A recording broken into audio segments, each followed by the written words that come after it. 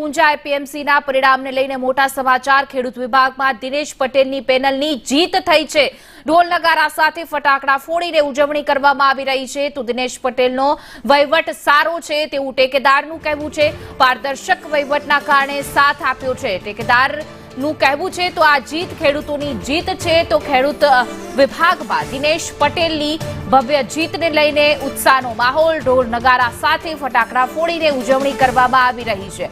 ઊંઝા એપીએમસીની ચૂંટણી બાદ આજે જે મત ગણતરી થઈ રહી હતી તેમાં દિનેશ પટેલની જીત થઈ છે। દિનેશ પટેલનો વહીવટ સારો હોવાનું ટેકેદારનું કહેવું છે। ખેડૂત વિભાગમાં દિનેશ પટેલ પેનલની જીત। ઊંઝા એપીએમસીના પરિણામો જાહેર થઈ ગયા છે। તો ઊંઝા એપીએમસીની ચૂંટણીનું પરિણામ કે જેમાં ખેડૂત વિભાગના દિનેશ પટેલની પેનલની જીત થઈ છે, જેના લઈ તેના સમર્થકોમાં ઉત્સાહ જોવા મળી રહ્યો છે। ઢોલ નગારા અને ફટાકડા ફોડીને જશ્ન મનાવવામાં આવી રહ્યો છે।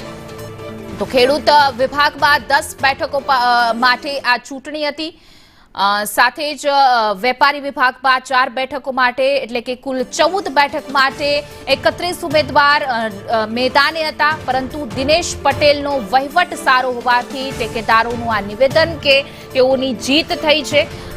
એપીએમસી ઊંઝા એપીએમસી જે એશિયાનું સૌથી મોટી એપીએમસીનું ગણાય છે, તેની પર તમામ લોકોની નજર હતી અને આ ચૂંટણી પહેલેથી વિવાદોમાં રહી। ભારતીય જનતા પાર્ટીના 3 જૂથ છે તે આમને સામને હતા। ભાજપના 3 જૂથ ચૂંટણી મેદાનમાં હતા ને તે પૈકી દિનેશ પટેલ કે જેઓ પૂર્વ ચેરમેન છે અને તેના સમર્થન વાળા 5 ભાજપના મેન્ડેટ સાથે ચૂંટણી લડ્યા અને 5 અપક્ષ ચૂંટણી લડ્યા હતા અને તેની જીત છે તે થઈ છે ને જીતની સાથે જે ઉત્સાહ જે છે તે તેના ટેકેદારોમાં જોવા મળી રહ્યો છે। મહત્વનું છે કે નારાયણ પટેલ અને ધારાસભ્ય કિરીટ પટેલ છે તેને પણ તેના સમર્થકો છે તેને ચૂંટણી મેદાનમાં ઉતાર્યા હતા।